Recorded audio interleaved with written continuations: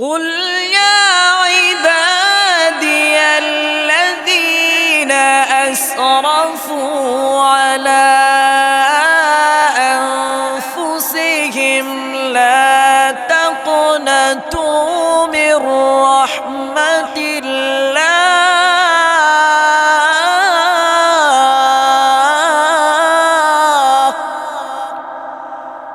মুসলমান ভাইরা আমার, আল্লাহ পাক রব্বুল আলামিন বলেন, ইয়া ইবাদি, হে আমার বান্দা, আল্লাযীনা আসরাফু আলা আনফুসিহিম, তোমরা তোমাদের নিজেদের নফসের উপর যে অবিচার করেছ, তোমরা যে জুলুম অত্যাচার করেছ, তোমরা যে নফসের উপর জুলুম অত্যাচার করতে করতে সীমালঙ্ঘন করেছ, এরে বান্দা, গুনাহ করতে করতে পাহাড় সমপরিমাণ গুনাহ করে ফেলেছ। মুসলমান ভাইরা আমার, আল্লাহ পাক রব্বুল আলামিন বলেন, বান্দা, দুনিয়ার জমিনে তোমার গুনাহ যদি হয় দুনিয়ার জমিন থেকে পাহাড় সমপরিমাণ, আমি মাওলার ক্ষমা হলো আসমান সমপরিমাণ। তোমার গুনাহ যদি হয় জমিন থেকে আসমান সমপরিমাণ, তাহলে আমি মাওলার ক্ষমা হলো আরশে আজিম পর্যন্ত। এজন্য বান্দা, গুনাহ করতে করতে সীমালঙ্ঘন করে ফেলেছ, নৈরাশ হয় না, লা তাকনাতু মির রাহমাতিল্লাহ, আমি মাওলার রহমত থেকে নৈরাশ হয় না। এরে বান্দা, আমি আল্লাহ গফুর, আমি আল্লাহ রহিম। বান্দা, গুনাহ করতে করতে গুনার পাহাড় বানিয়ে ফেলেছ, তওবার মতো তওবা যদি আমি মাওলার কাছে করতে পারো, আমি মাওলা সমস্ত গুনাহগুলো ক্ষমা করে দেই। এবং গুনাহ সমপরিমাণ যে পরিমাণ গুনাহ করেছ, এই গুনাহগুলোকে আমি আল্লাহ নেক দ্বারা পরিবর্তন করে দেই। সুবহানাল্লাহ। মুসলমান ভাইরা আমার, এজন্য নিজের যৌবনের প্রারম্ভে নফসের ধোকায় শয়তানের ওয়াসওয়াসায় পড়ে গুনাহ যদি করে ফেল, সাথে সাথে তওবা করে ফিরে আসতে হবে। মুসলমান ভাইরা আমার, আল্লাহর পয়গম্বর সাল্লাল্লাহু আলাইহি ওয়াসাল্লাম বলেন, আল মুসলিমু মান সালিমাল মুসলিমুনা মিন লিসানিহি ওয়া ইয়াদিহি। বান্দা, যতক্ষণ না পর্যন্ত তোমার জবান এবং হাত থেকে অপর মুসলমান নিরাপদ না থাকবে, ততক্ষণ পর্যন্ত তুমি খাঁটি মুমিন হতে পারো নাই। একজন যুবক পয়গম্বর মুহাম্মদুর রাসূলুল্লাহ সাল্লাল্লাহু আলাইহি ওয়াসাল্লামের দরবারে এসে বলেন, ও পয়গম্বর, আমাদের গ্রামে, আমাদের সমাজে, আমাদের মহল্লায় একটা মহিলা আছে, যেই মহিলায় অধিক পরিমাণে নফল নামাজ পড়ে, যেই মহিলা অনেক বেশি রোজা রাখে, অনেক বেশি তাসবিহ তাহলিল পড়ে, যেই মহিলা প্রচুর পরিমাণ দান সদকা করে। দান সদকা করতে করতে মহিলা সমাজের মধ্যে দানবীর নামে প্রসিদ্ধি লাভ করেছে, কিন্তু তার জবান এবং মুখ থেকে তার নিকটতম প্রতিবেশীরা শান্তি পায় না। ওগো পয়গম্বর, এই মহিলার আখিরাত সম্পর্কে আপনার কাছে জানতে চাই। পয়গম্বর জবাব দিয়ে বলেন, ক্বালা হিয়া ফিন্নার, এই মহিলার আখিরাত হবে জাহান্নাম। এবার আগন্ত যুবক ডাক দিয়া কয়, পয়গম্বর, আরেকজন মহিলা আছে, যেই মহিলা সামান্য নফল নামাজ পড়ে, প্রতিদিন অল্প অল্প জিকির করে, অল্প অল্প কোরআন তেলাওয়াত করে। ওগো পয়গম্বর, সামান্য অল্প পরিমাণে দান সদকা করে, কিন্তু এই মহিলার জবান থেকে, মুখ থেকে তার নিকটতম প্রতিবেশীরা বড় শান্তি পায়, নিরাপদ থাকে। তার আখিরাত সম্পর্কে আমি জানতে চাই। পয়গম্বর জবাব দিয়া কয়, হিয়া ফিল জান্নাহ, এই মহিলার আখিরাত হলো তার জন্য জান্নাত। সুবহানাল্লাহ। এজন্য ভাইয়েরা আমার, কোন মুমিন বান্দা যদি একটা গুনাহের কাজ করে, ওই মুমিন বান্দার দিলের মধ্যে সাথে সাথে একটা কালো দাগ পড়ে যায়। বান্দা যখন আবার তওবা করে, বেশি বেশি ইস্তেগফার পড়ে, তওবা ইস্তেগফারের মাধ্যমে বান্দার দিল থেকে কালো দাগটা সরে যায়। আর কোন বান্দা যদি গুনাহ করতে করতে করতে করতে গুনাহ সীমা লঙ্ঘন করে ফেলে, তওবাও করে না, ইস্তেগফারও পড়ে না, আবু হুরায়রা রাদিয়াল্লাহু তাআলা আনহু থেকে বর্ণিত, মায়ার নবী জানা দেন, পয়গম্বর বলেন, গুনাহ করতে করতে বান্দা যখন সীমা লঙ্ঘন করে ফেলে, বান্দার দিলে কালো দাগ পড়তে পড়তে বান্দার দিলটা জং ধরে যায়, বান্দার দিলে মরিচা পড়ে যায়। এজন্য আল্লাহ পাক রব্বুল আলামিন কুরআনুল কারীমের মধ্যে বলেন, কাল্লা বাল রানা আলা কুলুবিহিম মা কানু ইয়াকসিবুন।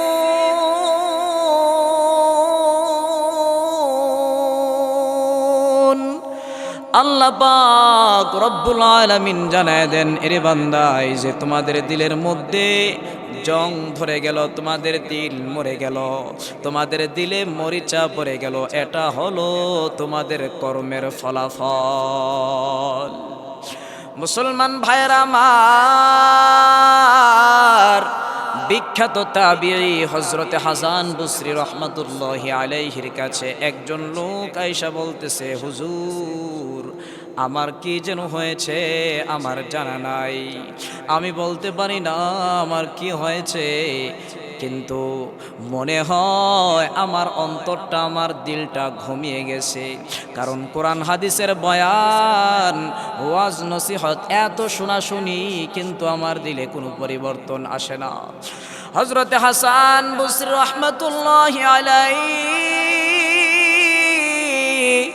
জবাব দিয়া কয়, যুবক,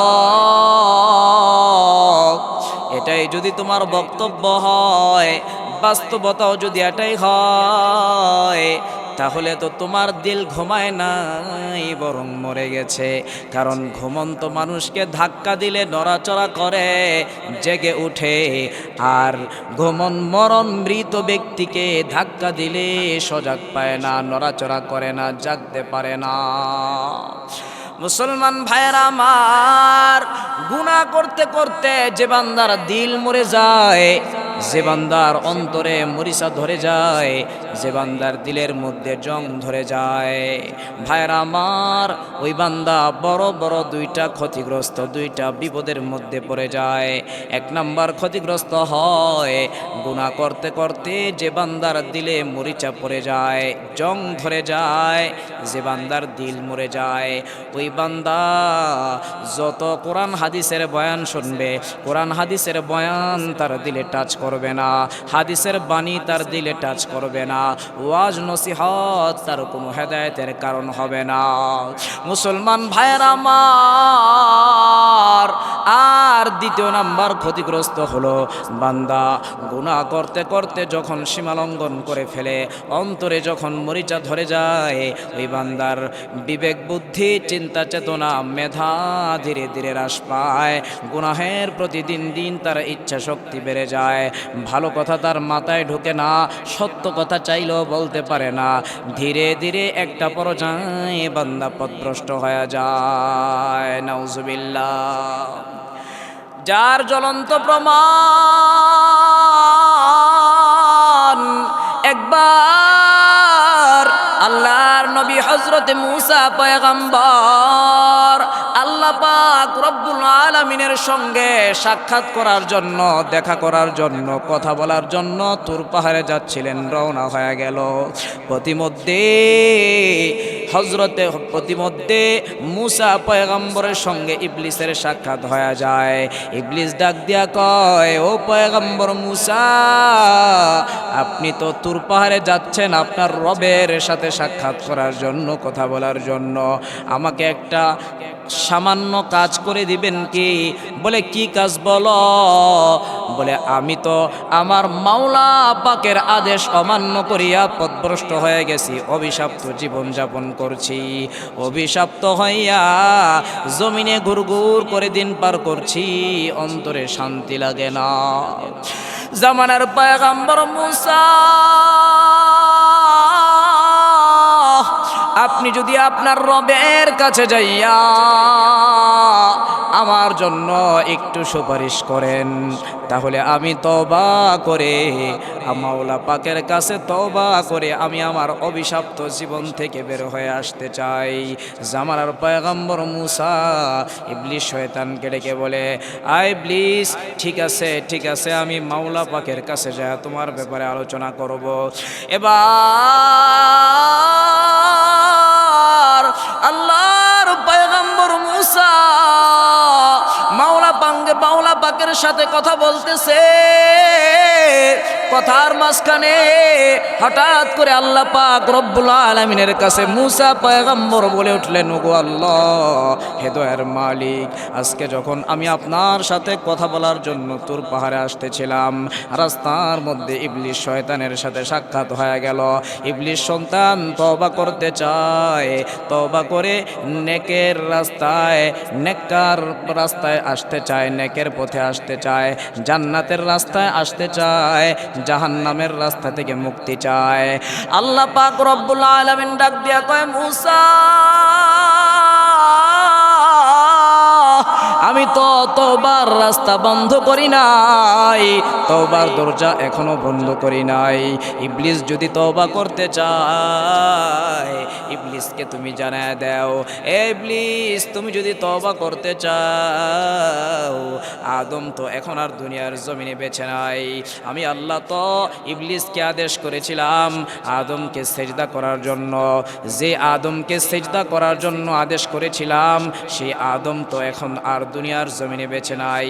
জানায়া দাও, জানায়া দাও, এখন যদি তওবা করতে চায়, তাহলে আদমকে যেখানে কবর দেওয়া হয়েছে, আদমের কবরের পাশে যাইয়া একটা মাত্র সেজদা করবে, বিনিময়ে আমি ইবলিসকে ক্ষমা করে দেব।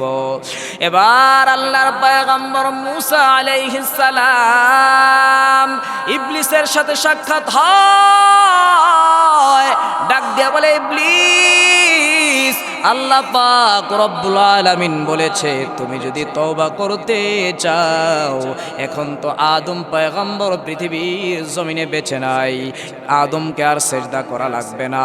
যদি তওবা করতে চাও, আদমের কবরের পাশে যাইয়া কবরের মধ্যে একটা সেজদা করবা, বিনিময়ে আল্লাহ পাক রব্বুল আলামিন তোমাকে ক্ষমা করে দিবে। ইবলিস মুসা পয়গম্বরের জবান থেকে এই কথা শোনার পর ইবলিস কয়, বাহ বাহ, না না, এটা সম্ভব না। আদম যখন জীবিত ছিল তখনই তো আমি আদমকে সেজদা করি নাই, আর এখন তো আদম দুনিয়ার জমিনে বেঁচে নাই, আদমের কবরের পাশে যায় সেজদা করব, এটা তো হতেই পারে না। না না, আমি সেজদা করব না। আল্লাহ পাক রব্বুল আলামিন ডাক দেয়া কয়, মুসা রে, দেখো দেখো দেখো, গুনাহ করতে করতে যার দিল মরে যায়, যার দিলটা নষ্ট হয়ে যায়, ওই বান্দা চাইলেও তওবা করে ফিরে আসতে পারে না।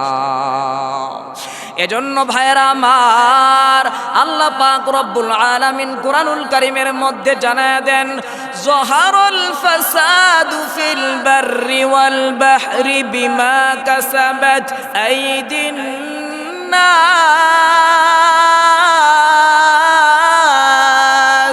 লিয়ুযীকাহুম বা'দাল্লাযী আমিলু লা'আল্লাহুম ইয়ারজিউন।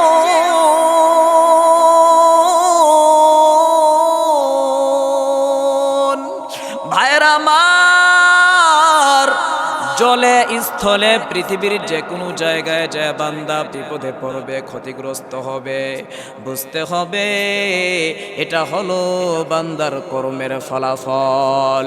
আবার আমার আল্লাহ দুনিয়ার জমিনে কিছু কিছু মানুষকে বিপদে ফেলায়, কিছু কিছু মানুষকে শাস্তি দিয়ে আমার আল্লাহ পরীক্ষা করে। আমার আল্লাহ যে বান্দাকে বেশি ভালোবাসে ওই বান্দাকে আমার আল্লাহ আখিরাতে শাস্তি দিতে চায় না। আমার আল্লাহ দুনিয়াতে বিপদে ফালাইয়া ক্ষতিগ্রস্ত করে বান্দাকে সুযোগ দেয়। আমার আল্লাহ দেখে বান্দা তওবা করে গুনাহের রাস্তা থেকে নেকের পথে আসতে পারে কিনা।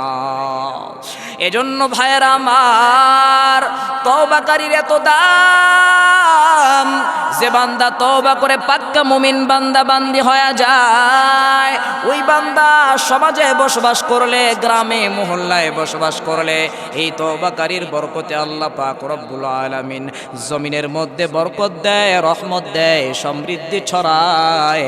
জমিন থেকে তওবাকারীর বরকতে আযাব গজব দূর হয়ে যায়। মুসলমান ভাইয়েরা আমার, আর যে বান্দা গুনাহ করতে করতে বান্দার দিলটা মরে যায়, দিলটা নষ্ট হয়ে যায়, অন্তরে জং ধরে যায়, মরিচা লেগে যায়, ওই বান্দা জমিনে থাকলে জমিনে বরকত আসে না, জমিনে রহমত আসে না, জমিনে আযাব গজব প্রতিনিয়ত আসতে থাকে। নাউজুবিল্লাহ। যার জ্বলন্ত প্রমাণ, বাস্তব প্রমাণ, জামানার পয়গম্বর মুসা আলাইহিস সালাম একবার তার কওমের লোকদেরকে নিয়া জমিনের মধ্যে বসিয়া মাওলা পাকের কাছে মুনাজাত করে, মালিক আয় আল্লাহ, জমিনে দীর্ঘদিন হয়ে গেল বৃষ্টি হয় না, জমিনটা ফেটে ফেটে জমিন খা খা করছে, কওমের লোকেরা বিরাট কষ্ট করতেছে। ও মালিক, জমিনের মধ্যে তাড়াতাড়ি বৃষ্টির ব্যবস্থা করে দাও। আল্লাহ পাক রব্বুল আলামিন মুসা পয়গম্বরকে ওহীর মাধ্যমে জানায় দিলেন, হে আমার বন্ধু, আপনি যাদেরকে নিয়ে দোয়া করতেছেন, এই মজলিসের মধ্যে এমন একটা নাফরমান পাপিষ্ট বান্দা আছে, এমন একজন গুনাহগার আছে, এই গুনাহগারকে যতক্ষণ পর্যন্ত আপনি এখান থেকে বিদায় না করবেন ততক্ষণ পর্যন্ত আমি মাওলা জমিনে বৃষ্টি দেব না। এবার মুসা পয়গম্বর ডাক দিয়া বলে, জামানার লোক সকল, তোমাদের মধ্যে এমন কে আছো নাফরমান, আপন মালিকের সাথে নাফরমানি করেছো, গুনাহ করতে করতে সীমা লঙ্ঘন করে ফেলেছো, গুনাহগার বান্দা কে আছো, তাড়াতাড়ি এই মজলিস থেকে উঠে যাও, যদি না উঠো জমিনে মাওলা বৃষ্টি দিবে না। গুনাহগার বান্দা, আল্লাহর নাফরমান বান্দা জমিনের মধ্যে বসিয়া হাত উঠায় না, জবানে কোনো উচ্চারণ করে না, কিন্তু অন্তরে অন্তরে এমন ভাবে আমার মাওলার কাছে তওবা করেছে। ডাক দিয়া বলে, আরশের মালিক, এতগুলো মানুষের সামনে আমাকে আপনি বেজ্জতি করবেন না, এতগুলো মানুষের সামনে আমাকে আপনি অপমানিত করবেন না, জীবনে আর গুনাহ করব না, শেষবারের মতো তওবা চাই, আপনি ক্ষমা করে দেন। তওবার মতো তওবা করেছে, আল্লাহ পাকের দরবারে ওই বান্দার তওবাটা কবুল হয়ে গেছে। সাথে সাথে জমিনে মুষলধারে বৃষ্টি বর্ষণ শুরু হয়ে গেছে। মুসা পয়গম্বর ডাক দিয়া কয়, মালিক আপনার কি কারিশমা বুঝলাম না, কিছুক্ষণ আগে আপনি বললেন আমাদের এই মজলিসের মধ্যে একটা গুনাহগার বান্দা আছে, এই বান্দা যতক্ষণ না পর্যন্ত এই মজলিস থেকে উঠবে ততক্ষণ পর্যন্ত আপনি বৃষ্টি দিবেন না। ও মালিক, আমাদের মজলিস থেকে তো আমি বলার পরে কোনো মানুষ উঠে যায় নাই, কিন্তু তারপরেও আপনি বৃষ্টি দিয়ে দিলেন, কারণটা কি বুঝলাম না। আল্লাহ পাক আবার ওহীর মাধ্যমে মুসা পয়গম্বরকে জানায় দিলেন, ও পয়গম্বর মুসা, যার কারণে জমিনে এতক্ষণ পর্যন্ত বৃষ্টি বন্ধ ছিল, তার কারণে আমি মাওলা আবার বৃষ্টি দিয়ে দিলাম। সুবহানাল্লাহ। মুসলমান ভাইয়েরা আমার, তিনজন মানুষ হযরত হাসান বসরি রাহমাতুল্লাহি আলাইহির কাছে আয়েশা বলে, ওগো আল্লাহর ওলি, আপনি আমাদেরকে এমন একটা আমল দিয়ে দেন। তিন ব্যক্তির এক ব্যক্তি দাঁড়াইয়া বলে, আল্লাহ আপনি আমাকে এমন একটা আমল দেন যে আমলের কারণে আমাদের জমিনে বৃষ্টি হবে। জমিনে দীর্ঘদিন হয়ে গেল বৃষ্টি হয় না। দ্বিতীয় লোক আবার দাঁড়াইয়া বলে, ওগো আল্লাহর ওয়ালি, বিয়ে করলাম, সন্তানের বাবা হওয়ার বড় আশা, যুগ যুগ পার হয়ে গেল, লম্বা সময় পার হয়ে গেল, এখনো আমার সন্তান হয় না। এমন একটা আমল দেন যে আমলের কারণে আল্লাহ পাক রব্বুল আলামিন আমাকে সন্তান দান করবে।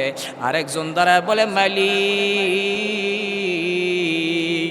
আমার বড় অভাবের মধ্যে আমি আছি, এমন একটা আমল দেন যে আমলের কারণে আমি অভাব থেকে বের হয়ে আসতে পারবো। হাসান বসরি রাহমাতুল্লাহি আলাইহি তিন ব্যক্তিকে একটাই আমল দিয়া দিলেন, তোমরা বেশি বেশি করে তওবা করবা, ইস্তিগফার করবা, আল্লাহ পাক রব্বুল আলামিন তোমাদের সমস্যা সমাধান করে দিবে। তিনজন মানুষের মধ্যে একজন দাঁড়ায় বলে, ও পয়গম্বর, ও হাসান বসরি, জামানার ওয়ালি, আপনার কাছে একটা প্রশ্ন। বলে, কি প্রশ্ন? তিনজনে তিনটা সমস্যার কথা বললাম, ভিন্ন ভিন্ন সমস্যা। আমল দিলেন একটা, কারণ কি বুঝলাম না। আল্লাহ হাসান বসরি তাদেরকে আমার মাওলা পাকের কোরআন থেকে একটা আয়াত শোনায় দিলেন, ফাকুলতু আস্তাগফিরু রাব্বাকুম ইন্নাহু কানা গফফারা।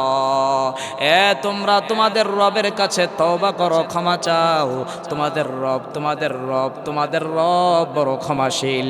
ইউরসিলিস সামা আলাইকুম মিদরারা। যদি তওবার মতো তওবা করতে পারো, ইস্তিগফার করতে পারো, আল্লাহ পাক রব্বুল আলামিন তোমাদের জমিনে বৃষ্টি বর্ষণ করে দিবে।